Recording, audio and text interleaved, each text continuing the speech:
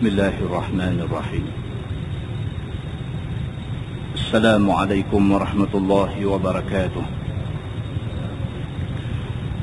الحمد لله وبه نستعين. أشهد أن لا إله إلا الله وحده لا شريك له، وأشهد أن سيدنا محمدا عبده ورسوله، ونصلي ونسلم على هذا النبي الكريم سيد المرسلين وعلى آله وصحبه أجمعين. أما بعد، أيها المؤمنون اتقوا الله، أوصيكم وإياي بتقوى الله، فقد فاز المتقون. Muslimin dan muslimat, mudah-mudahan dirahmati Allah Subhanahu wa ta'ala. Di dalam sebuah hadis riwayat daripada Abdullah bin Amr bin Al-As radhiyallahu anhu, kata dia, annahu sami'a an-nabiy sallallahu alaihi wasallam yaqul, idza sami'tumul muadzin faqulu mithla ma yaqul, ثم صلوا علي فإنه من صلى علي صلاة صلى الله عليه بها 10. ثم صلوا الله للوسيلة فإنها منزلة في الجنة لا تنبغي إلا لعبد من عباد الله، وأرجو أن أكون أنا هو.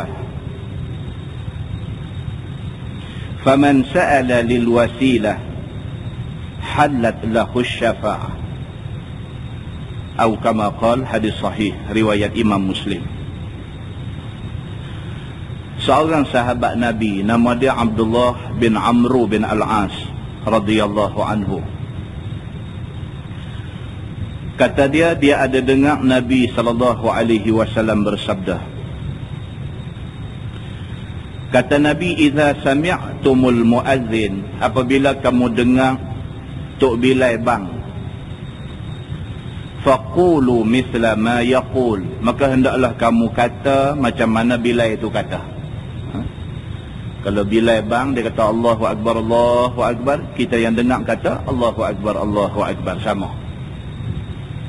Kalau Bilal kata asyhadu an la ilaha illallah, kita yang dengar kata asyhadu an la ilaha illallah, begitu. Cuma Bilal kata hayya 'ala salah, kita kata la haula wala quwata illa billahil aliyyil azim, kita kata gitu. Itu sabit daripada hadis, begitu. Nabi kata summa sallu alayya, kemudian kamu selawat kepada aku. Dah habis kita dengar azan semua, kita berselawat kepada Nabi sallallahu alaihi wasallam. Fa innahu man shalla alayya salatan sallallahu alaihi biha 10. Nabi kata sesungguhnya siapa selawat dekat Nabi sekali, Allah Subhanahu wa taala akan ucap selamat kepada dia 10 kali. Selawat kepada Nabi maknanya kita doa selamat untuk Nabi. Kita doa selamat untuk Nabi sekali, Allah doa kita selamat 10 kali. Begitu. Summa sallallahu lil wasilah. Nabi kata selepas habis kamu dengar azan, kamu minta kepada Allah Subhanahu wa taala supaya Allah bagikan kepada Nabi al-wasilah. Tuan-tuan, dalam doa kita duk baca lepas orang bang, kita duk baca Allahumma rabb hadhihi ad-da'wati at-tammati was-salati al-qa'imah ati Muhammadan al-wasilata wal-fadilah. Wasilah.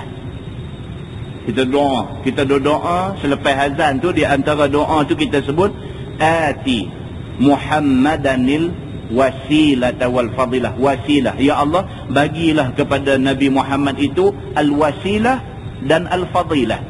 Minta Tuhan bagi dekat Nabi al-wasilah, dan minta Tuhan bagi dekat Nabi al-fadilah, kelebihan. Rupa-rupanya Nabi suruh benda tu.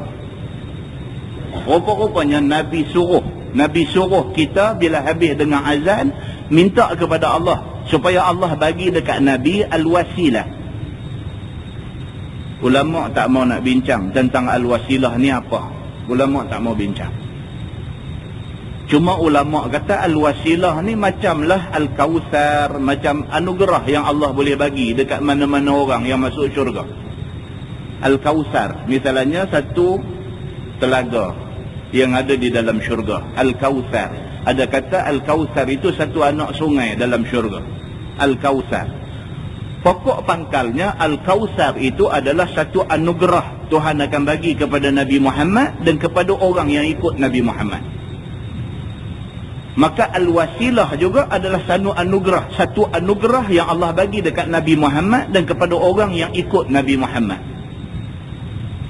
Nabi pesan dalam hadis ni, Nabi kata, kamu bila dengar Tok Bilal bang, macam mana Tok Bilal kata, kamu kata. Tok Bilal kata Allahu Akbar, kamu kata Allahu Akbar, Allahu Akbar.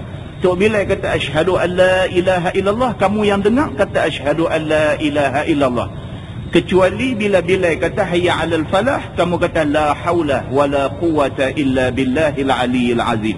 Bila dah habis tu, selawat kepada Nabi. Siapa yang selawat kepada Nabi sekali, Allah akan doa keselamatan untuk dia 10 kali. Lepas tu Nabi SAW kata, minta kepada Allah supaya Allah anugerahkan kepada Nabi al-wasilah. Begitu. Maka dalam doa lepas azan kita duk minta ati Muhammadanil wasilata wal fadilah wa ba'athul maqamal mahmud. Itu doa selepas azan. Begitu. Kata dia fa innaha manzilatun fil jannah. Nabi kata kerana al-wasilah itu adalah satu tempat dalam syurga. Dia adalah satu manzilah, dia adalah satu tempat dalam syurga. La tanbaghi illa li'abdin min ibadillah. Orang yang wajar, orang yang layak sampai ke tempat yang bernama al-wasilah itu ialah hamba-hamba Allah. Yang kata tempat dalam syurga nama al-wasilah ini bukan semua orang boleh pergi. Orang yang boleh sampai di tempat yang bernama al-wasilah itu ialah abdin min ibadillah. Orang yang masa atas dunia dia betul-betul hamba Allah. Tuhan suruh apa pun sami'na wa ata'na, kami dengar, kami taat. Dia betul-betul hamba Allah. Akhirat esok dia dapat al-wasilah sama dengan Nabi SAW. Nabi kata wa arju an akuna ana huwa. Nabi kata dan aku harap sangat aku salah seorang yang akan dapat al-wasilah itu. Tuan-tuan, Nabi sendiri pun dia tinggi harapan, minta ya Allah mudah-mudahan al-wasilah itu dapat diduduki oleh Nabi SAW. Nabi sendiri minta dekat Allah. Nabi minta kita umat dia tolong doa dekat Allah supaya Nabi diberi al-wasilah. Kalau Nabi pun mengharap, oh kita kena 1000 kali harap. Nabi kekasih Allah, manusia paling baik di atas muka bumi, Nabi SAW itu sendiri dia kata wa arju an akuna ana huwa. Dan aku harap sangat aku salah seorang daripada hamba Allah yang akan dianugerahkan al-wasilah itu. Nabi kata faman sa'ala lil wasilah, siapa yang masa di atas dunia dengar bang, kemudian dia baca doa, dalam doa dia sebut ati Muhammadanil wasilata wal fadilah. Siapa yang di atas dunia bila habis dengar bang, dia minta doa dekat Tuhan supaya Tuhan anugerahkan kepada Nabi al-wasilah, halat lahu syafa'ah. Nabi kata aku janji dekat dia satu, di akhirat esok aku bagi syafa'ah, aku bagi pertolongan pada dia. Nabi kata siapa di atas dunia habis dengar azan, dia doa dekat Tuhan supaya Tuhan bagi al-wasilah dekat Nabi, in return, sebagai ganjaran, sebagai ganjar balik kepada doa dia tu, Nabi kata aku akan minta dekat Tuhan supaya dia diberi syafaat, dia diberi pertolongan di hari akhirat esok. Muslimin dan muslimat yang dirahmati Allah sekalian, kita ambil aktibat. Ini. Jadi daripada hadis Nabi SAW sabit bahawa bila habis azan kita disuruh baca doa tu. Dan tidak sabit daripada hadis yang mengatakan selepas iqamah ada doa macam tu. Tidak sabit daripada hadis. Jadi kalau lepas iqamah kita tak mau nak angkat tangan baca Allahumma rabb hadhihi da'wati tammati was, tak jadi salah. Pasal apa? Pasal tidak sabit daripada hadis. Doa itu dibaca selepas iqamah. Begitu. Di dalam sebuah hadis lain riwayat daripada Abi Hurairah radhiyallahu anhu, kata dia anna Nabi sallallahu alaihi wasallam qala idza nudiya lis-salah adbara asy-syaitan lahu ad-durat hatta la yasma' at-ta'dhin fa idza qudiya at-ta'dhin aqbala hatta idza nuwiba bis-salah idza suwiba bis-salah adbara hatta idza qudiya at-taswib aqbala hatta yakhthura baina al-mar'i wa nafsihi يقول له اذكر كذا وكذا اذكر كذا لما لم يكن يذكر من قبل حتى يظل الرجل ما يدري كم صلى أو كما قال. hadis sahih riwayat Imam Muslim. Daripada Abi Hurairah radhiyallahu anhu, kata dia Nabi sallallahu alaihi wasallam bersabda, sabda Nabi apabila diseru kepada sembahyang, bila orang bang, adbara syaitan lahu durat, syaitan akan lari dalam keadaan terkentut-kentut, dia kata. Ini hadis Nabi. Durat tu makna dia lari dalam keadaan hina, lari sampai terkentut-kentut. Itu maksudnya nak habaq kata syaitan tu lari dalam keadaan hina. Syaitan tak suka dengar bang, begitu. Hatta la yasma'at ta'zin, sehinggalah dia akan lari pergi sampai ke satu tempat yang tak dengar suara bang. Syaitan ni dia tak suka dengar azan. Bila dengar azan dia nanti lari. Dia nanti lari pergi sampai ke tempat yang dia tak dengar azan. Itu maksud dia. Fa iza qudiyat ta'zin, apabila azan dah habis, selesai, aqbalah, dia patah balik, main balik. Bila bang, dia cabut lari dalam keadaan hina. Bila habis bang, sat, dia doa ada balik. Hatta idza suyiba bis-salah, sehinggalah apabila diiqamahkan untuk semayang. Bila nak semayang ada orang qamat. Bila qamat dia cabut pula. Begitu. Adbara hatta idza qudiyat taswid, sehinggalah apabila habis qamat dia mai balik. Ini yang kata syaitan. Ini yang kata syaitan. Dia adalah makhluk yang jenis pergi balik, dia kata. Syaitan ini adalah makhluk jenis pergi balik. Dia boleh ada, dia boleh tuang, dia boleh mai balik, dia boleh pi, dia macam tu. Dia tak pernah kena putus asa, dia tak pernah kena kecewa, dia tak pernah rasa tak ada. Dia kira dia sampai bila pun dia akan perdayakan anak cucu Adam. Begitu. Bila bang, dia lari. Pasal dia tak suka dengar nama Allah dilaungkan. Habis bang, dia sampai balik. Bila iqamah, dia lari. Bila habis iqamah, dia mai balik. Begitu. Hatta yakhtura bainal mar'i wa nafsih. Bila dia mai balik, waktu orang tengah semayang ni, dia akan ganggu dengan lintasan-lintasan di dalam hati manusia. Bila habis qamat, orang pun nak semayang, takbir Allahu Akbar, dia mai balik. Dia mai tu hatta yakhtura bainal mar'i wa nafsihi. Dia akan mai dengan membawa lintasan-lintasan di dalam hati manusia. Yaqulu lahu, syaitan akan kata kepada orang yang semayang ni, uzkur kaza, wazkur kaza. Dia akan bagi tahu,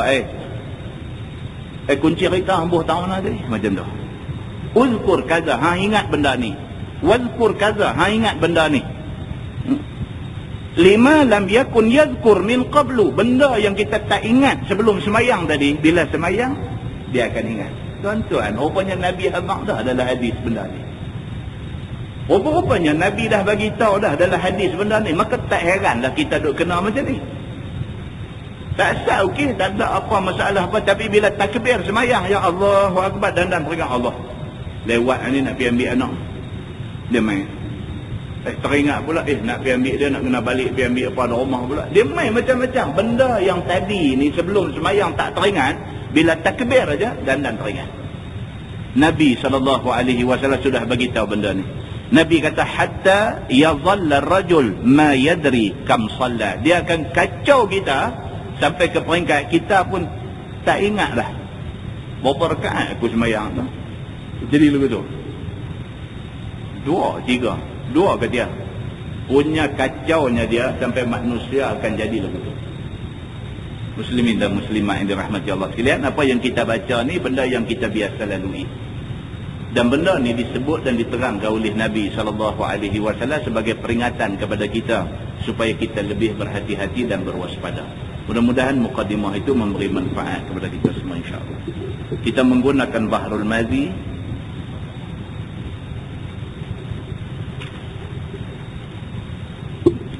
Bahrul Mazi jilid 18. Bahrul Mazi jilid 18. Muka surat 129. Muka surat 129. Bab ma jaa fi qauli Nabi sallallahu alaihi wasallam umirtu biqitalihim hatta yaqulu la ilaha illallah wa yuqimus salah. Itu bab yang datang pada menyatakan hadis tentang sabda Nabi SAW, disuruhkan aku memerangi mereka sehingga mengucap mereka akan la ilaha illallah dan mendirikan mereka itu akan sembahyang. Ketahuilah saudaraku, meninggalkan sembahyang itu adalah satu perkara yang penting dalam Islam. Ini dia beritahu. Dia kata jaga baik-baik, dia kata sembahyang ni benda penting. Dalam agama sembahyang ni penting. Kalau tak sembahyang, lain tak sesembah. Sembahyang ni benda asas, sembahyang ni tiang. Sembahyang ni benda paling penting. Kalau tak penting, Nabi tak kata al-farqu bainal muslim wal kafir tarkus salat. Beza antara Islam dengan kafir ialah tak sembahyang. Kita nak kenal Islam dengan tak Islam, tengok sembahyang tak sembahyang. Maknanya dia menjadi penentu kepada Islam seseorang. Maka dia satu benda yang sangat fundamental, satu benda yang sangat basic, satu benda yang sangat penting. Begitu. Sehingga banyak ulama berpegang dengan hadis ni. Ulama dengan hadis sembahyang ni, ulama cukup pegang.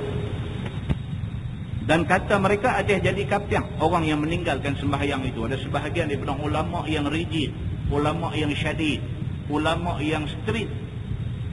Mereka kata tak sembahyang, saja-saja tak sembahyang, dan menafikan wajib sembahyang. Kafir terus. Tak sembahyang kalau pasal malas sembahyang, tapi dia kata sembahyang wajib, tapi dia malas, tak kafir lagi. Tapi kalau dia tak sembahyang, dia kata sembahyang tak wajib. Siapa kata sembahyang wajib? Dia cakap dulu tu. Kemudian kena ada orang pula pergi beritahu dekat dia, dah sembahyang wajib. Ni dia ayat Quran macam ni, ni hadis Nabi macam ni. Tak, aku tak peduli Quran kata apa, hadis kata apa, aku tak peduli. Aku kata sembahyang tak wajib, maka jadi kafir dia. Tapi kalau dia kata aku tahu kata sembahyang ni wajib, tapi aku ni tak tahu lah apa, masa aku segan sembahyang, dia berdosa besar. Begitu. Maka apatah lagi jikalau seseorang itu engkar akan fardunya, dia menafikan tentang fardu dan wajibnya sembahyang, habis jahanam dia. Nescaya dibunuh akan dia kata tu dia. Sampai ke peringkat dia boleh dibunuh. Maknanya dia sudah murtad. Dia menafikan fardu sembahyang, setelah dinasihat dan diberi ingat, dia masih menafikan tentang kefarduan sembahyang, maknanya sabit murtad dia. Bila sabit murtad dia, dalam agama dia kata man baddala dinah faqtuluh. Apabila satu orang itu tukar agama, maka bunuh dia. Begitu. Maka pendapat ulama sampai ke situ, berdasarkan kepada hadis-hadis yang kita sebut tadi. Dia kata atau ada kaum yang engkar dan mengatakan tidak fardu, nescaya diperangi akan mereka itu. Bagi pihak kerajaan, kalau sekiranya ada orang kata sembahyang 5 waktu ni tidak fardu, tidak wajib, maka kerajaan wajib melancarkan perang ke atas mereka ini. Seperti mana yang kita baca bulan lepas, Sayyidina Abu Bakar As-Siddiq melancarkan perang kepada golongan yang menafikan wajib zakat. Begitu. Bermula dalil yang menunjukkan yang demikian ialah hadis yang dikeluarkan oleh Imam At-Tirmizi. Kata dia, an Anas bin Malik qala Rasulullah sallallahu alaihi wasallam, umirtu an uqatilan nas hatta yashhadu an la ilaha illallah wa anna Muhammadan rasuluh wa anna Muhammadan abduhu wa rasuluh. Diriwayatkan oleh seorang sahabat Nabi sallallahu alaihi wasallam. Nama dia Anas bin Malik radhiyallahu anhu.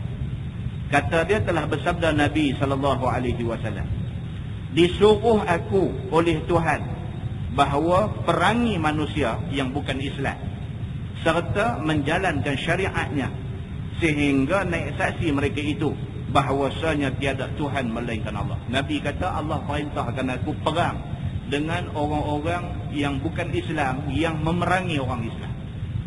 Mana-mana orang bukan Islam yang perang orang Islam. Macam ada jadilah ni tuan-tuan. Talarat tengok. Benda ni bukan baru. Benda ni adalah ulangan daripada cerita-cerita lama. Tiap-tiap tahun tukar negeri aja. 2-3 tahun dulu kita cerita pasal Bosnia Herzegovina duk kena tekan dengan Amerika. Sebelum daripada tu kita duk sembang pasal Iran kena dengan Amerika. Cuma tukar negeri lah. Yang terkini cerita pasal Iraq kena dengan Amerika. Tak habis-habis. Dan tahun depan kita tak tahu siapa punya turn. Giliang siapa pula nanti nak kena tahun depan. Dalam keadaan Amerika ni semakin berminat dengan rantau Asia Tenggara lah ni. Kan perkembangan yang mutakhir ini menunjukkan dia sangat berminat dengan rantau Asia Tenggara. Dan apa pula dicantikkan lagi keadaan bagi dia ni apabila berlaku rusuhan di selatan Thailand. Bila jadi rusuhan di selatan Thailand, kerajaan Thailand menunjukkan minat yang mendalam untuk nak jemput Amerika buka pengkalan di selatan Thailand. Dia menunjukkan minat yang sangat mendalam untuk buka satu tapak kepada Amerika letak pengkalan tentera dia di selatan Thailand. Bila jadi yang tu maknanya di utara Malaysia ada satu pengkalan Amerika. Di selatan Malaysia sudah ada pengkalannya di Singapura dan sebagainya. Maknanya minat dia nampak tertumpu di Asia Tenggara. Kan? Jadi kita tak tahu adakah Malaysia will be the next. Na'udzubillah min zalik. Kita tak mahu. Tapi benda ni kita tak boleh cakap. Tak boleh kata benda ni. Seperti mana Iraq satu masa dulu tak pernah sangka dia akan jadi macam jadi hari ni. Bencinya rakyat Iraq kepada Saddam Hussein sehingga menyebabkan mereka melihat Amerika lebih baik daripada Saddam Hussein. Nampak? Saddam itu pun ada silap dia, ada salah dia, ada zalim dia. Tapi sezalim-zalim dia, zalim lagi Amerika. Tetapi rakyat Iraq pada masa itu sudah hilang pertimbangan. Mereka melihat kezaliman Saddam itu sebagai terlalu berat. Sehingga kan mereka suka untuk membuka pintu pada masuk Amerika ke negeri mereka. Bila masuk ternyata Amerika yang menjadi musuh Allah laknatullah alaihim ajma'in ini jauh lebih dahsyat daripada Saddam yang mereka benci itu. Masa Amerika masuk mereka cium pipi, mereka bagi muka, mereka cium pipi, mereka bagi bunga. Tapi hari ini apa sudah jadi? Mau nak suruh keluar mereka ni bukan satu perkara mudah. Dan kalau mereka keluar pun tak selesai masalah di Iraq. Muslimin dan muslimat yang dirahmati Allah sekalian. Benda-benda ni semua orang Islam patutnya tengok dan ambil yang akibat. Daripada satu negeri ke satu negeri, ke satu negeri ke satu negeri, daripada satu negeri ke satu negeri, mereka ambil. Mereka ini adalah musuh Allah. Mereka ini laknatullah alaihim ajma'in. Dan mereka adalah kumpulan manusia yang langsung tidak pernah rasa redha kepada orang Islam di mana-mana. Maka ini yang berlaku pada hari ini. Islam kata apa? Dia kata kalau sekiranya Islam diperangi oleh musuh Islam, maka kita diperintahkan untuk memerangi mereka ini supaya kita mempertahankan, kita dapat mempertahankan watan kita sendiri. Tapi apa akan jadi seterusnya Allah yang mengetahui, dia kata. Dan bahawasanya Nabi SAW itu pesuruh Allah. Maka makna naik saksi itu iaitu diucapkan dan diakukan dengan lidah akan dua kalimah syahadah itu, serta dipercayakan dalam hati atas yang demikian itu. Bukan setakat sebut saja asyhadu an la ilaha illallah, bukan setakat sebut saja, tapi sebut sekali dengan hati kita yakin dengan apa yang kita sebut. Kalau mulut kita kata asyhadu an la ilaha illallah, aku naik saksi tak ada Tuhan melainkan Allah, hati kita kena mengaku kata apa juga hak Tuhan suruh dalam Quran betul semua. Maknanya kita betul-betul mengaku bahawa Tuhan kita Allah. Kalau mulut aja sebut tapi hati tak mengaku, kita tak boleh nak terima 100% ayat Quran. Kita betul-betul tidak tunduk hati kepada apa yang kita ucap di mulut kita. Begitu. Maka serta percaya dengan sekalian yang didatangkan oleh Nabi SAW. Bila kita mengucap saja wa asyhadu anna Muhammadar Rasulullah, hati kita kena terima semua benda yang Nabi kata tu betul. Semua benda yang ada dalam hadis Nabi tu betul. Walau benda tu tidak logik akal, tapi oleh kerana benda tu disebut dalam hadis, betul. Kena terima macam tu. Begitu. Masalah, dia kata iman itu bagaimana syaratnya.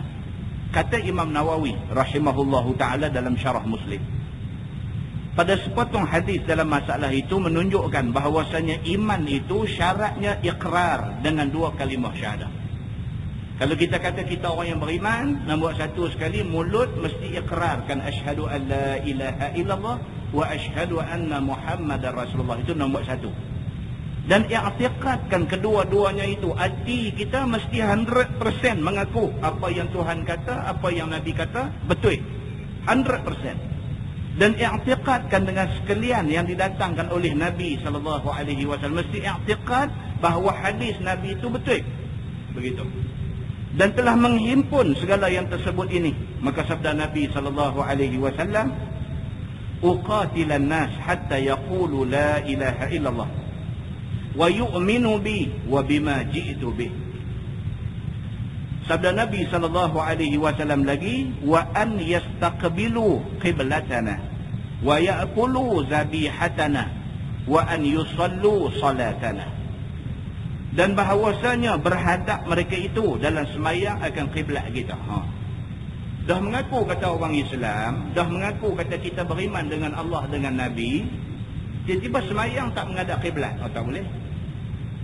Bila kita mengaku kata kita Islam, kita mengaku kata Allah tu Tuhan kita, kita mengaku kata Nabi Muhammad tu Nabi kita, maka Allah dengan Nabi dah bagi tahu kiblat kita ialah Kaabah. Fawallu wajhaka syatral masjidil haram. Hadap muka kamu ke arah masjidil haram. Maka kena menghadap sana. Bila menghadap ke lain, bila semayang, bermakna kita sebenarnya tidak menerima kiblat yang ditentukan oleh Allah dan Nabi SAW. Dan makan mereka itu akan sembelihan kita. Bila kita kata kita orang Islam, kita kena makan sembelihan orang Islam. Macam mana kita kata kita orang Islam, tiba-tiba orang Islam sembelih kita buat orang makan? Tak boleh. Sembelihan orang Islam itu kita mesti makan. Dan bahawa sembahyang mereka itu akan sembahyang kita. Bila kata Islam, dia kena sembahyang macam mana Nabi SAW dan sahabat-sahabat Nabi sembahyang. Kena ikut macam mana yang dibuat oleh Nabi dan sahabat-sahabat Nabi, maka macam tu kita kena buat. Kena ikut. Dan ada pun jikalau sembahyang mereka dengan tidak menghadap kiblat kita, maka mereka itulah yang disuruh perang jikalau mereka itu mengucap 2 kalimah syahadah sekalipun. Kalau sekiranya dia kata dia agama sama dengan kita, tapi sembahyang tak menghadap ke arah yang kita sembahyang, maka dia bukan orang kita, dia bukan sahabat kita, dia bukan saudara kita, dia bukan orang Islam macam kita. Begitu. Juga dia kata diperangi orang yang makan sembelihan lain daripada sembelih muslimin. Makna ni bukan orang Islam. Dia kata. Yang ni jikalau sembelih kufar dimakannya dan muslimin ditinggalkannya, maknanya dia bukan orang Islam. Sembelihan orang bukan Islam dia pergi makan, sembelihan orang Islam dia buat tak orang makan, maknanya dia sebenarnya bukan orang Islam. Orang-orang yang macam ni, dia kata kalau dia perang kita, kita boleh perang dia, dan kita memerangi dia tidak jadi salah bagi kita. Begitu. Dan diperangi orang yang meninggalkan akan sembahyang serta engkar akan wajib sembahyang itu. Dan disuruh pemerintah memerangi orang yang menafikan wajib sembahyang fardu ini. Sambung hadis itu dia kata fa iza fa'alu dzalika hurrimat alaina dima'uhum wa amwaluhum illa bihaqqiha lahum ma lil muslimin wa alaihim ma 'alal muslimin. Maka apabila diperbuat mereka akan yang tersebut itu, yakni mengucap mereka dengan 2 kalimah syahadah dan beriktikad mereka dengan ucapan itu dan menghadap mereka itu ke kiblat kita dan makan mereka itu akan sembelihan kita dan sembahyang mereka itu sebagai sembahyang kita, nescaya diharamkan atas kita, yakni orang Islam, akan darah mereka itu dan harta mereka itu melainkan dengan sebab hukuk Islam pula diperbuatnya. Tapi bila ternyata dia sama agama dengan kita mengucap asyhadu an la ilaha illallah wa asyhadu anna muhammadar rasulullah, dia pun mengucap. Kita semayang menghadap arah qiblat, arah Masjidil Haram, dia pun semayang menghadap situ. Mai bulan Ramadan kita puasa, dia pun puasa. Bila ada duit lebih-lebih maka kita keluar zakat, dia pun keluar zakat. Bila dia buat apa yang kita buat, bermakna dia orang Islam. Bermakna haram kita perang dia. Haram kita tumpah darah orang yang sama seagama dengan kita. Begitu. Maka tidaklah haram darahnya dan hartanya apabila dia buat benda yang boleh menyebabkan halal darah dia. Maka darah dia boleh ditumpahkan, seperti dibunuhnya orang dengan tidak sebenar. Dia orang Islam tapi dia bunuh orang dengan cara tak betul. Dia orang Islam, oleh kerana dia orang Islam kita tak boleh bunuh dia. Tapi dia orang Islam, tiba-tiba dia pergi bunuh saudara lain, saudara seagama sama-sama Islam, dia pergi bunuh dengan cara yang tak betul. Kerana marah kawan tu pinjam duit tak bayar balik, dia pergi bunuh kawan tu misalnya. Kerana dia bunuh orang, maka dia boleh dibunuh walaupun dia Islam. Jadi orang Islam kita tak boleh bunuh dia, melainkan setelah dia buat satu perbuatan yang membolehkan dia dihukum bunuh. Begitu. Seperti dibunuhnya orang dengan tidak betul, maka boleh dibunuh akan dia. Ataupun berzina dia, dia berzina misalnya. Dia orang Islam tapi dia berzina, maka boleh dihukum pukul rotan ataupun direjam akan dia. Kerana dia berzina dan dia belum kahwin, dia akan dirotan 100 kali.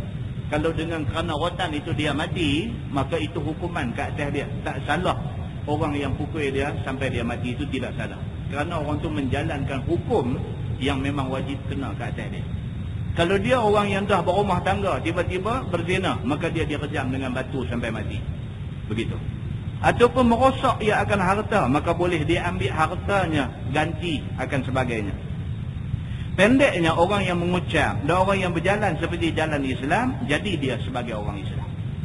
Kalau mata kasar kita tengok dia, dia buat macam mana orang Islam buat, dia dikira Islam. Mata kasar kita tengok dia semayang, kita tengok dia pergi Mekah buat haji, pada zahirnya kita nampak dia orang Islam, maka dia Islam. Begitu. Bagi mereka itu apa-apa bagi sekalian orang Islam, maka mereka ini menerima keistimewaan sebagai orang Islam. Kita tak boleh bunuh dia, kita tak boleh rampai harta benda dia, tak boleh. Pasal apa? Pasal dia menunjukkan zahir dia sebagai orang Islam.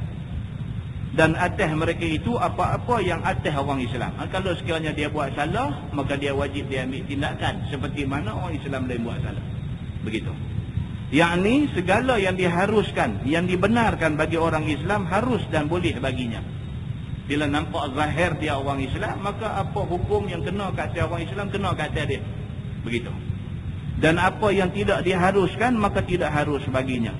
Dan apa yang salah dikerjakan orang Islam, salah kepadanya. Maka apa yang diwajibkan kat atas orang Islam, wajib atasnya. Itu hukum kat atas orang Islam berjalan kat atas. Begitu. Kita tuan-tuan, kita tengok zahir orang tu Islam lah. Kita tak tahu betul-betul batin dia macam mana, kita tak tahu. Zahir kita tengok dia semayang. Zahir kita tengok dia pergi umrah, dia pergi haji. Zahir kita tengok nampak dia buat apa yang orang Islam lain buat, maka dia dianggap orang Islam. Selebih daripada tu, hati dia macam mana, lagu mana, Allah yang mengetahui. Kita tak tahu hati dan batin seseorang manusia. Begitu. Dan kata At-Tirmizi, bermula ini hadis hasan, lagi sahih, lagi gharib daripada ini wajah. Dan pada bab ini ada riwayat daripada Muaz bin Jabal dan daripada Abi Hurairah. Tajuk baru dia kata bab ma jaa fi bunyal Islam ala khams. Bab yang datang pada menyatakan hadis yang membicarakan Islam dibangunkan di atas 5 tiang. Islam ada 5 tiang, duk tungkat dia. Ketahuilah saudaraku, dikehendaki dengan Islam ini ialah Islam pada lughah, yakni pada bahasa, ialah menyerah diri dan turut perintah. Bila kita serah diri kita pada Tuhan, apa Tuhan kata kita buat, makna kita Islam. Islam makna dia tunduk, patuh. Apa Tuhan kata kita buat, itu Islam. Maka maknanya pada syarak itu telah lalu diterangkan pada makna iman. Dari segi syaraknya, Islam itu macam yang dijelaskan makna iman tadi. Berikrar dengan mengucap dengan mulut, beriktikad dengan hati dan menterjemahkan dengan amal perbuatan. Begitu. Dan perselisihan ulama di antara makna kedua-duanya dalam masalah itu. Maka Islam yang dikehendaki pada lughah didirikan dan dibangunkan dengan 5 tiang. Dia kata dari segi bahasanya Islam dilihat pada 5 benda ni. Kalau tak ada 5 benda ni, maka Islamnya diragui. Begitu. Sesungguhnya bangunan atau didirikan asalnya iaitu barang yang nampak dengan mata kepala. Aset-aset. Bila kata bangunan, apabila kata kita nak mendirikan satu-satu benda, benda tu mesti nampak. Kata saya nak buat rumah, mesti nampak rumah tang mana. Bila kata saya nak dirikan kemah di sini, mesti nampak kemah dia ada dalam tu. So bangunan ataupun benda yang kita nak dirikan mesti nampak pada mata. Dia kata begitu. Seperti rumah dan seumpamanya. Kemudian dipakaikan oleh Nabi pada memperkatakan barang yang ada pada kira-kiranya. Iaitu dipakaikan atas jalan menyerupakan sahaja. Supaya lekah faham dan lekah reti. Demikianlah datang pada hadis dalam masalah yang dikeluarkan dia oleh Imam At-Tirmizi ini. Dia kata, bila kata Islam didirikan di atas 5 tiang, dia taklah maksudnya macam pendiri rumah, macam pendiri bangsa, macam pendiri kemah. Cuma maksud kata didirikan itu maksudnya apabila dia Islam, nampak Islam dia tu pada 5 benda ni. Dia tak nampak macam mana kita pendiri rumah, nampak sebiji lagu tu. Orang Islam, kita tak nampak terang-terang atas dai dia tulis alif sin, lam alif mim, tak nampak. Tapi apabila dia semayang, kita tahu dia Islam. Tak nampak zahir sebiji kata Islam macam mana nampak sebiji rumah. Tapi nampak ciri-ciri Islam pada diri orang tu. Maka Nabi guna perkataan Islam didirikan dengan maksud kata Islam dilihat pada satu orang itu pada ciri-ciri yang akan disebutkan ni. Dia kata. Dengan katanya Ani bin Umar radhiyallahu anhuma qala Rasulullah sallallahu alaihi wasallam Bunyal Islam ala khamsin. Diriwayatkan daripada seorang sahabat Nabi sallallahu alaihi wasallam. Nama dia Abdullah bin Umar radhiyallahu anhuma. Kata dia telah bersabda Nabi sallallahu alaihi wasallam, didirikan dan dibangunkan Islam dengan 5 tiang. Nabi kata Islam berdiri dengan 5 tiang. Islam itu diserupakan dengan bangunan. Maka bangunan itu bukankah didirikan dengan tiang? Apabila runtuh tiangnya, nescaya runtuh bangunan itu. Dia buat perbandingan saja. Bangunan ada tiang. Kalau tak ada tiang, bangunan tak ada. Maka Islam ada tiang. Kalau tiang tu tak ada, Islam tak ada. Dia nak abang lagu tu. Maka demikian juga Islam apabila tidak diperbuat satu rukunnya, maka seperti meruntuhkannya. Islam ada 5 rukun Islam, ada 5 tiang. Kita buang satu, kita tak semayang misalnya, maknanya runtuh. Rumah kita runtuh.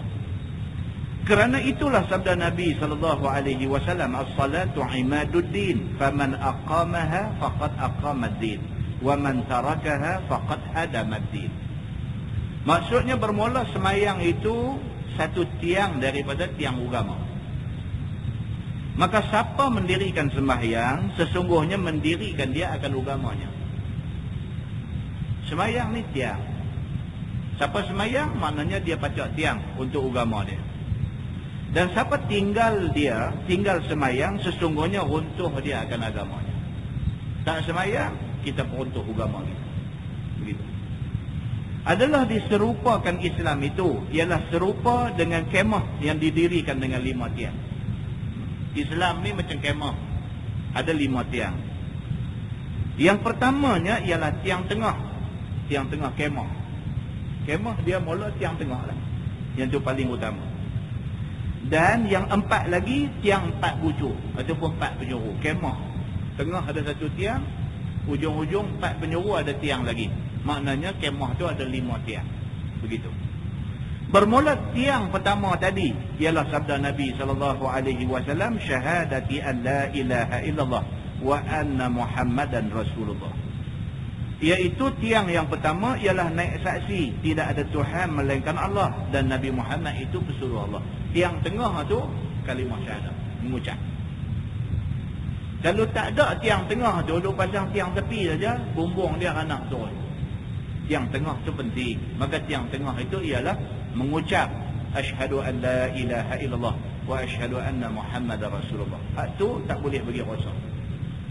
Kalimah syahadah itu tak boleh kita bagi rosak, tak boleh kita batalkan kalimah itu. Sama ada dengan perkataan ataupun dengan perbuatan ataupun dengan i'tiqad, tak boleh batal kalimah itu. Hati tak boleh ingat. Hati kita tak boleh ingat kata Islam ni betul ke? Tak boleh ingat macam tu. Pasal apa? Pasal itu dari segi i'tiqad kita meragui Islam.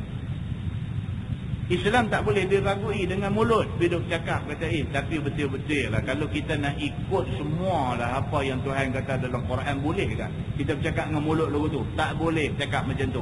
Sebab cakap itu membawa maksud kita meragui agama kita. Dan demikian juga dengan perbuatan, kita tak boleh disembah benda lain daripada Allah Subhanahu wa ta'ala. Maka benda ni tiang tengah bagi agama kita. Dia kata masalah mengucap dua kalimah syahadah, sesungguhnya inilah yang pertama daripada rukun Islam, iaitu mengucap dua kalimah syahadah. Telah berkata jumhur daripada ulama yang muhaqqiqin, bermula mengucap dua kalimah syahadah bagi orang yang masuk Islam itu syarat bagi menjalankan segala hukum orang-orang mukmin di dalam dunia ke atasnya. Mengucap dua kalimah syahadah ni syarat paling utama. Bila satu orang tu mengucap saja dua kalimah syahadah, segala hukum Islam terlaksana ke atas dia. Dia kena semayang, dia kena semua, dia kena buat. Begitu. Seperti sembahyangkan jenazahnya. Kalau sekiranya orang yang mengucap ni, dia mengucap asyhadu an la ilaha illallah wa asyhadu anna Muhammadar Rasulullah, lepas dia mengucap sejam dia mati, maka jenazahnya wajib disembahyangkan. Tuan dulu, saya ingat 5 tahun 6 tahun dulu, kes jadi di Penang. Satu perempuan Cina, anak dia doktor. Anak dia yang doktor ni masuk Islam. Anak-anak lain masih dengan agama Buddha lah. Jadi anak yang doktor ni duk pujuk mak dia lah, duk pujuk mak dia, ajak mak dia masuk Islam. Orang tua, bila dia sakit, anak doktor ni lah duk balik dia, duk cek dia, duk rawat dia, duk tunjuk kasih sayang dekat dia. Jadi bila anak ni duk pujuk dia, ajak masuk Islam, lembut hati lah. Pasal anak ni lah yang paling mengambil berat tentang dia. Maka akhirnya dia masuk Islam. Anak yang doktor ni bawa mak dia pergi pejabat agama, masuk Islam. Cuma dokumen yang mengatakan dia masuk Islam tu, biasalah tuan-tuan, pentadbiran. Dia ada red tape, dia ada birokrasi. Nak keluar surat pun kadang-kadang tarik masa sampai tak tahu berapa lama. Jadi sementara nak proses surat dah buat, nak tunggu apa kawan sign, nak apa ni, proses tu mengambil masa. Dalam duk tunggu surat tu keluar, mati bimak ni. Mak Cina masuk Islam ni mati. Bila mati, dia timbul masalah berebut mayat tu. Anak yang doktor ni, dia beritahu, dia kata mak dia dah mengucap dah masuk Islam dah, apa semua dah. Jadi dia klaim mayat mak dia nak urus secara Islam. Anak-anak lain hak tak masuk Islam ni, mereka nak mayat mak mereka ni diurus secara agama mereka lah, agama Buddha mereka. Jadi kes. Ada masuk surah bang. Saya sampai hari ni saya simpan ceratan akhbar itu. Saya simpan kes ni. Maka akhirnya nak buat macam mana? Ada satu pihak pada masa tu sudah buat satu keputusan. Dia kata apa? Atas nama toleransi. Atas nama toleransi beragama di dalam masyarakat demokrasi ni, dia kata maka mayat ni kita bahagi dua. Bahagi dua maksudnya apa? Mandi, kapan, semayang ikut cara Islam. Lepas tu pergi kambuh di jerat Cina batu lancang. Ada orang buat keputusan macam tu. Maka akhirnya mayat itu diselesaikan dengan cara itu. Tuan-tuan, telah ijma' ulama mengatakan mayat Islam haram dikebumikan di perkuburan, bukan Islam, haram. Jadi orang yang bertanggungjawab pada masa itu, yang buat keputusan atas nama toleransi tadi ini, dia tanggung dosa. Benda ni bukan boleh buat main, tuan-tuan. Benda ni tak boleh buat main-main. Ini isu agama.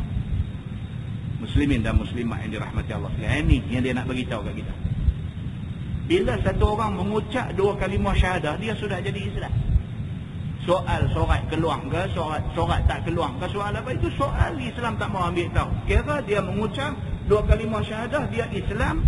Pada masa tu juga dia sudah jadi Islam. Kalau dia mati 5 minit lepas itu, dia Islam. Mayat dia, jenazahnya mesti disembahyangkan. Ini. Jadi itu sebab kita kata dalam soal-soal macam ni, jangan adakan birokrasi. Jangan adakan reaktif. Masuk Islam on the spot, kena keluar satu dokumen mengesahkan kata dia Islam, supaya bila jadi apa-apa, sorat tu akan diguna pakai. Ada benda kita boleh buat bagi lambat, ada benda kita tak boleh lambat, kita kena buat cepat. Pasal apa? Pasal benda ni dia membawa implikasi agama, dia bawa kesan agama. Baik, dia kata jadi apabila satu orang itu mengucap 2 kalimah syahadah, maka segala hukum Islam terlaksana ke atas dia, seperti sembahyangkan jenazah dia kalau dia mati. Dan berpesaka-sakanya. Dan kalau dia mati, harta yang dia tinggal jadi pesaka. Walaupun dia baru setengah jam masuk Islam, harta dia sudah jadi pesaka. Begitu. Dan nikah kahwinnya dan lainnya. Dan apabila dia masuk Islam, nikah kahwin dia kena ikut cara Islam. Begitu. Maka atas kata jumhur ulama ini, siapa percaya dengan hatinya dan tidak dituturkan, yakni tidak diakui dengan lidahnya, sedangkan boleh ikrar dan mengaku, maka ia mukmin di sisi Allah Subhanahu wa taala. Bila dia mengucap saja dengan lidah dia, maka dia sabit sebagai orang Islam, beriman kepada Allah Subhanahu wa taala. Begitu. Dan siapa percaya dengan hatinya akan barang yang didatangkan oleh Nabi sallallahu alaihi wasallam, lalu disambak oleh maut akan dia sebelum dapat menutur dengan lidahnya, nescaya kafir ia pada zahir. Itu dia. Ini kes kedua. Dia kata satu orang, dia kata dia percaya dengan hati, tapi mulut tak mengucap.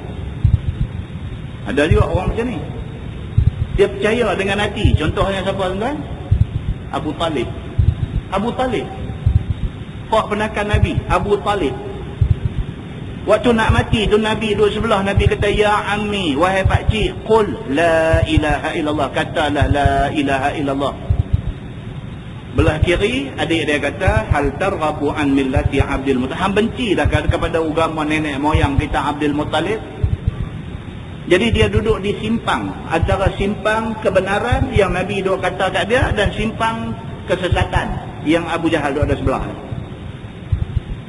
Jadi dia duduk antara dua ni, last sekali dia kata Muhammad, dia kata aku tahu apa yang kamu kata ni betul, dia kata, tapi aku takut saat ni anak cucu aku, keturunan aku mencemuh aku kerana aku tinggal agama nenek moyang kita. Makna dia, hati dia tu mengaku apa yang Nabi bawa ni betul, tapi mulut dia tak mengucap la ilaha illallah Muhammad Rasulullah, tak mengucap. Maka bagi kes yang macam ni, dia kata nescaya kafir ia pada zahir. Kafir, dia kata. Maka qaul ini menyalahi ijma' atas barang yang menakalkan dia oleh Imam Ar-Razi dan lainnya. Ada sebahagian kata kalau sekiranya hati dia beriman, sudah dia anggap dia beriman. Begitu. Ada pendapat yang mengatakan begitu. Sabda Nabi SAW lagi, wa iqamis salat, dan mendirikan sembahyang 5 waktu sehari semalam. Ini tiang yang kedua, ialah sembahyang 5 waktu sehari semalam. Masalah mendirikan sembahyang 5 waktu itu rukun yang kedua daripada rukun Islam. Bermula makna mendirikan sembahyang itu, yakni mengerjakan segala fardunya dan segala sunatnya di dalam waktunya dan mendatangkan syaratnya. Yang kata mendirikan sembahyang itu ialah sembahyang fardu apa semua buat elok dengan memenuhi segala syarat, segala rukun dia. Maka siapa tidak mendirikan dan tidak mengerjakan sembahyang serta engkarkan wajib sembahyang, maka iaitu kafir dia dengan ijma' al-muslimin. Tak boleh. Tak boleh kata sembahyang fardu ni tak wajib. Tak boleh kata begitu. Begitu. Dan jika tidak didirikannya kerana malas, maka ia itu telah bersalah-salahan ulama padanya. Kalau jenis penyegan, segan nak semayang, kata setengahnya tidak jadi kafir ia. Setengah ulama kata kalau dia segan nak semayang dia tak kafir, bahkan fasik ia serta disuruh taubat. Dia ni jenis fasik, jenis jahat, maka dia disuruh bertaubat. Tentu ingat senang nak suruh orang semayang. Ingat senang, kita dah cakap banyak lah. Dalam rumah kita ni, anak-anak kita ni, kita boleh pasti dia semayang 5 waktu. Ada 5 orang anak dalam rumah, kita boleh pasti tak 5 orang anak tu semayang 5 waktu. Boleh tak boleh pastikan mereka semayang 5 waktu tiap-tiap hari, without fail. Berat tuan-tuan, kerja tu berat. Kita boleh suruh, tapi belakang mata kita dia buat ke tak, kita tak tahu. Bukan senang. Kita jadi ketua jabatan, ketua pejabat, boleh pasti semua anak buah kita semua semayang tak tinggal. Kita boleh suruh, kita boleh buat peraturan, dia nak buat, dia tak mau buat tu, kita tak boleh dah. Maka kerana tu agama kata wala taziru waziratun wizra ukhra. Satu orang tidak akan dibebankan dengan dosa orang lain. Kita disuruh bagi arahan, kita disuruh perintah, tapi dia nak buat, dia tak mau buat, itu luar daripada bidang kita. Dan kita tidak akan diminta bertanggungjawab atas kecuaian mereka tak semayang. Suruh dah suruh dah. Kalau tidak, nanya. Siapa jadi ketua, siapa jadi apa, nanya.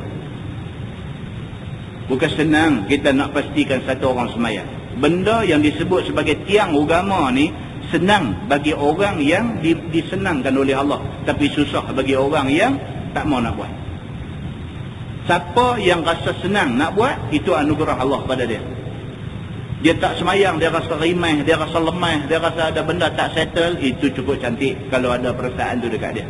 Tapi kalau dia tak semayang, dia tak rasa apa, ini ada benda tak kena dengan dia. Anak kita, tengok dah dekat pukul 7 dah. Kita tanya dia, semayang asar dah lagi? Oh, tak lagi, baru nak pergi semayang. Pukul 7. Kita teringat nak tanya dia, abang semayang dah lagi ni, pukul 7 dah.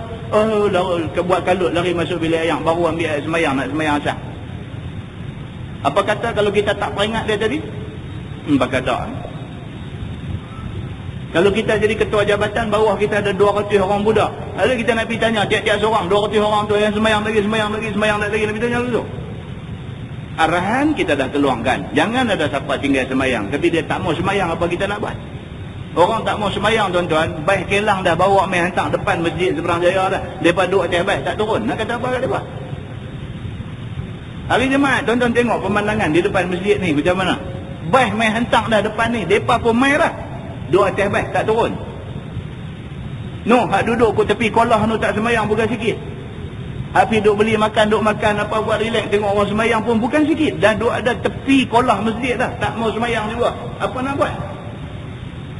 Salahkan manager dia kerana mereka ni tak semayang? Tak, manager dah bagi kelepasan dah, keluar semayang, dia tak mau semayang. Muslimin dan muslimat yang dirahmati Allah sekalian, benda ni bukan senang. Inilah yang Quran sebut tentang semayang ni, wa innaha lakabiratun illa 'alal khashi'in. Dan sesungguhnya semayang ini lakabirah, dia satu benda besar, satu benda berat, illa 'alal khashi'in, melainkan ke atas orang yang hati dia khusyuk kepada Allah. Orang yang hati khusyuk kepada Allah, semayang ni mudah bagi dia. Tapi orang yang tak mau, susah, cukup susah. Nak suruh orang yang tak mau semayang, nak suruh semayang, bukan senang. Muslimin dan muslimat yang dirahmati Allah sekalian, maka sembahyang ini satu benda penting dalam agama. Kalau dia malas saja tak mau sembahyang, dia tidak jadi kafir. Sebaliknya dia fasik, dia dianggap jahat dalam agama, serta disuruh dia bertaubat. Jika tidak ia taubat, dibunuh akan dia, semacam membunuh orang yang berzina, yang muhsan. Ini pendapat yang tegas dalam agama. Dia tak mau semayang, dia malas, kita pergi doa abang ke dia, kita kata fardu, wajib dan sebagainya, dia duk kata tak peduli, aku tak mau, wajib ke fardu ke apa, aku tak mau semayang. Maka boleh dilaksanakan hukum yang sebegitu kepada dia. Dan kata setengah ulama, jadi kafir ia. Kalau dia menafikan wajib semayang, jadi kafir ia.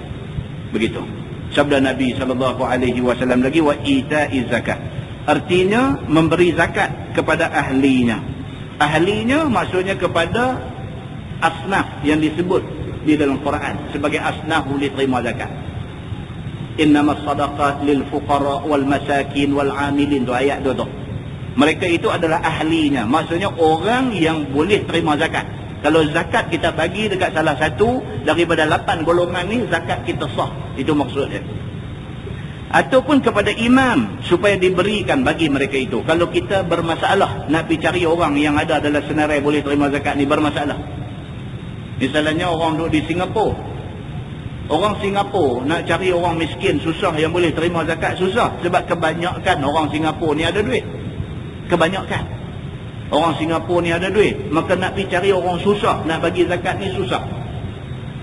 Maka senangnya bagi dekat pihak berkuasa. Maka pihak berkuasa yang bertanggungjawab cari siapa orang susah dalam negeri dia untuk diagih-agihkan duit zakat. Macam kita sini banyak, kita boleh cari banyak dah ada. Tuan-tuan pergi kok belah apa ulu-ulu apa sikit, tengok rumah pun pakai kayu sayung ya. Pakai papan kayu sayung ni, itu susah lah tu, susah. Kita pergi bagi dekat dia pun puas hati dah. Kita dah bagi zakat dah. Begitu. Masalah dia kata bagi zakat, yang ni mengeluarkan dan memberikan kepada orang yang mustahaknya, maksudnya orang yang berhak untuk terima, iaitu rukun yang ketiga daripada rukun Islam. Maka wajib zakat itu pada 8 macam. Daripada harta yang ma'ruf di dalam kitab-kitab fiqh. Dia kata daripada harta yang ma'ruf, maksudnya harta yang dapat daripada jalan yang halal. Kita pergi samun bank dapat 1 million, kena keluar zakat dah? Ada. Itu bukan harta yang ma'ruf. Harta yang ma'ruf ni harta yang kita dapat dengan jalan halal. Cukup nisab, cukup haul, maka wajib keluar zakat. Begitu. Dan diberikan ataupun diserahkan kepada imamul muslimin, bagi kepada pemerintah. Macam kita di Malaysia ni senang, ada PUZ, pusat urus zakat, bagi dekat dia. Maka dia bertanggungjawab nak agihkan duit zakat ni kepada 8 golongan tadi. Dia bertanggungjawab untuk agih. Supaya diberi-berikannya kepada siapa-siapa yang mustahak, yang ni yang berhak terima, sebagai yang berlaku pada zaman Nabi SAW dan sahabat-sahabatnya. Ataupun jikalau tidak ada imam yang menguruskan zakat, maka bolehlah tuan zakat itu memberikan kepada orang yang berhak, yakni yang 8 macam orang yang disebut dalam Quran. Kalau duduk di negeri yang tak ada pihak nak uruskan zakat, duduk negeri orang kafir misalnya, tak ada pihak berkuasa agama. Kalau duduk di Thailand, ada kerajaan Thailand, walaupun kerajaan tu bukan kerajaan Islam, tapi kerajaan Thailand ada lantik pihak berkuasa agama. Macam di Singapura, walaupun kerajaan Singapura bukan kerajaan Islam, tapi dia ada satu menteri untuk orang-orang Islam. Ada. Kalau duduk di negeri yang tak ada langsung orang yang nak urus soal orang-orang Islam ini, maka orang Islam yang kena keluar zakat, dia sendiri kena pergi cari sama-sama dia, siapa miskin, siapa susah, siapa duduk atas fi sabilillah dan sebagainya, dia sendiri kena pergi bagi. Macam mana pun zakat kena keluar. Begitu aja. Dia kata, dan siapa ada zakat padanya dan tiada dikeluarkannya dengan sendirinya ataupun tiada diserahkan kepada imam. Dia ni dia ada duit yang patut kena zakat, tapi dia sendiri pun tak pergi keluar zakat, dan dia pun tak bagi duit ni kepada pemerintah yang duk kutip zakat. Nescaya berdosa orang yang tidak mengeluarkan itu. Saja tak mau nak keluar zakat, berdosa. Dekat pihak PUZ pun dia tak mau bagi zakat, dekat orang susah kot nak pergi bagi sendiri pun dia tak bagi, dia pakai sengah pelegutu aja, tak keluar zakat. Maka orang yang macam ni berdosa, dia kata. Dan tidak ia menjadi kafir, melainkan apabila engkarkan wajibnya. Kalau saja tak buat keluar pasal sayang duit, dia tak jadi kafir, tapi dia berdosa. Tapi kalau dia tak mau bagi zakat atas alasan dia kata zakat ni bukan wajib, ketika itu dia jadi kafir. Begitu. Maka apabila engkarkan wajib, maka murtadlah ia, dia kata. Masalah memberikan zakat kepada mustahak itu, adakah harus diri sendiri ataupun wajib imam yang memberikannya? Ini kita dah baca bulan lepas. Boleh tak boleh kita wajib keluar zakat kita sendiri, dicari orang susah kita bagi? Boleh tak boleh? Boleh. Boleh tak boleh kita wajib zakat, kita tak mau nak pergi cari bagi sendiri, kita pilih untuk bagi dekat PUZ, dekat pusat urus zakat? Boleh tak boleh? Pun boleh. Yang tak boleh ni apa? Yang tak boleh ni tak keluar zakat. Yang tu yang tak boleh. Macam mana cara nak bagi, yang tu boleh. Itu tidak jadi masalah, dia kata. Kemudian bawah tu dia duk cerita pasal benda yang sama lah. Tuan-tuan tengok muka sebelah. Muka surat sebelah, masalah dia kata mengambil zakat oleh imam daripada orang-orang supaya diberikan kepada segala yang mustahak. Kata Imam Nawawi rahimahullahu ta'ala dalam syarah Muslim, maka atas orang yang menguruskan pekerjaan umat Islam kemudian daripada Nabi SAW, bahawa menurut seperti perbuatan Nabi SAW, mengambil zakat daripada mereka itu lalu memberikan kepada yang mustahaknya. Apa yang dibuat di Malaysia hari ini, ada satu badan dia panggil Pusat Urus Zakat. Ini sama macam dibuat pada zaman Nabi SAW dulu.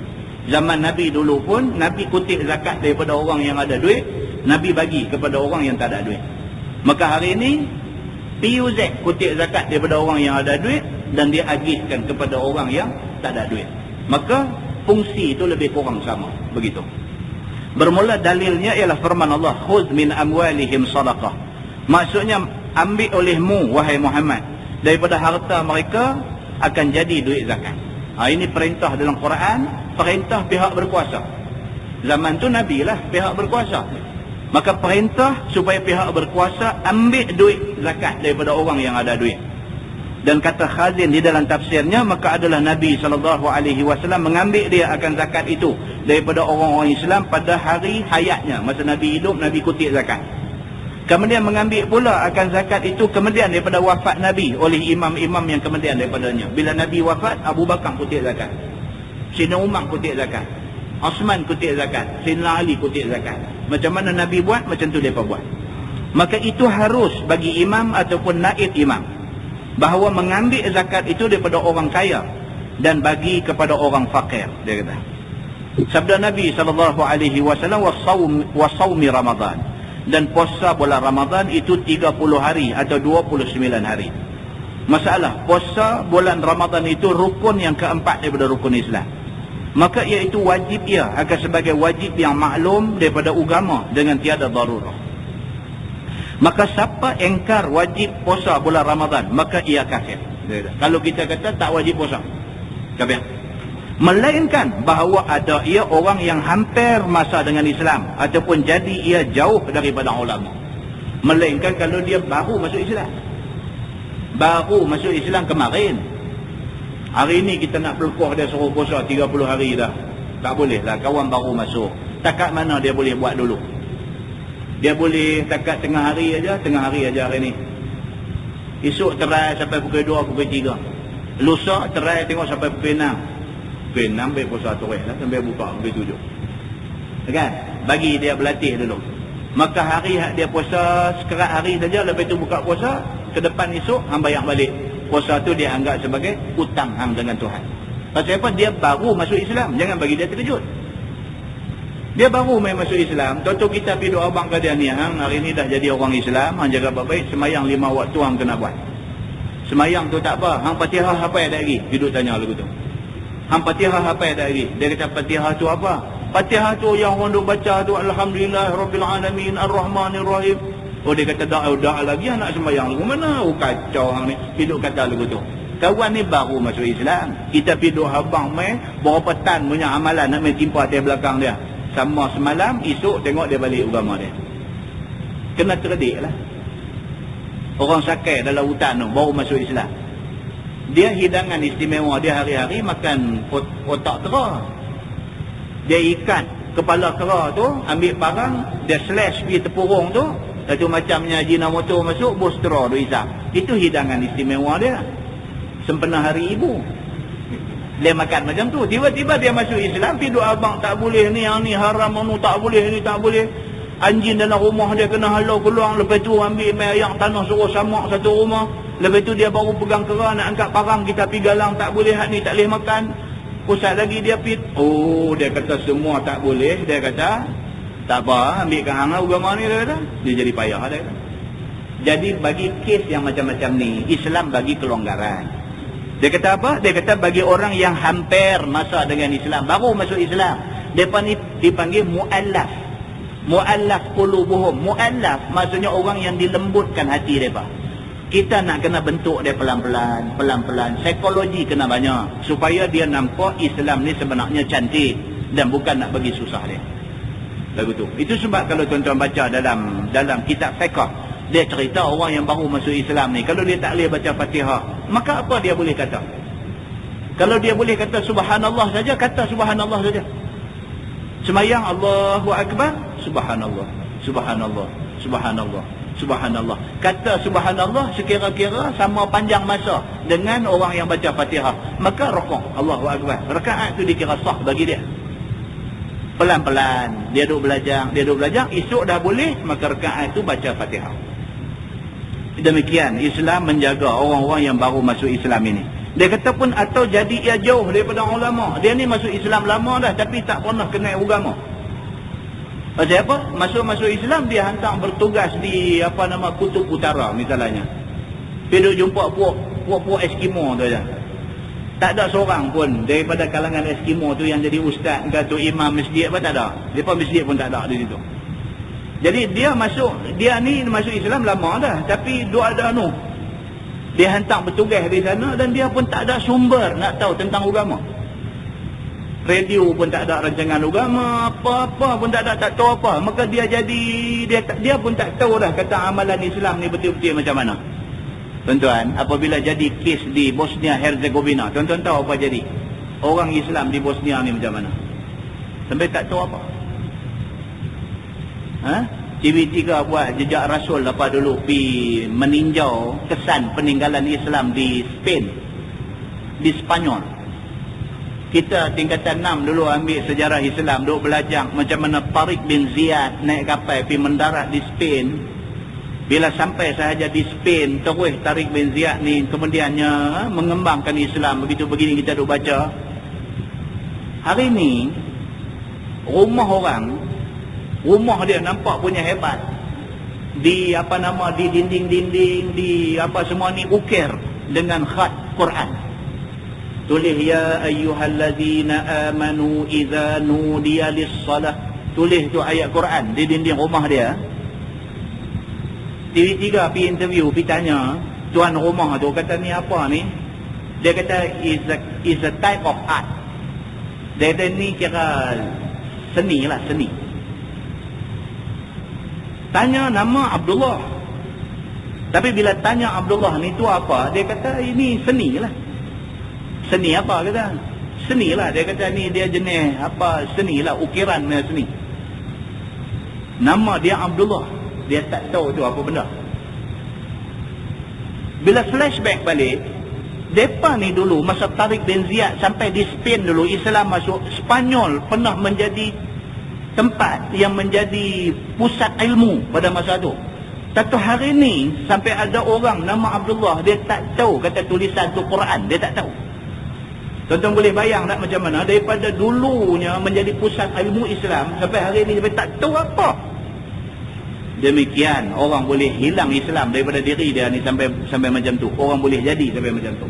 Pasal apa? Pasal dia duduk jauh daripada ulama, daripada sumber ilmu Islam. Dia duduk jauh. Dalam masyarakat kita ni ada dia duduk dalam masyarakat masjid, lubang dia duduk dengar apa semua, dia tak berasa nak main masjid, nak dengar apa agama apa, dia tak nak berasa apa. Dia kira dia Islam, duduk di rumah anak bini lagu tu je. Dia pun tak tahu banyak benda pasal agama ni. Dia pun tak tahu banyak benda. Dia tahu semayang ni kena semayang. Kita orang Islam kena semayang, bulan puasa apa, dia tahu itu je. Lebih daripada tu dia pun tak tahu. Jangan pergi tanya dia lah pasal ni mayat ni saat lagi kita nak letak, nak semayang mayat, kepala nak letak belah kanan ke belah kiri, tu dia tak tahu. Itu memang dia tak tahu. Bawa naik mayat atas masjid nak semayang. Ni mayat ni kepala nak tak belah kanan ke, kepala nak tak belah kiri. Yang tu lagi dia tak tahu. Yang dia tahu bila mati ada semayang mayat, yang tu dia tahu.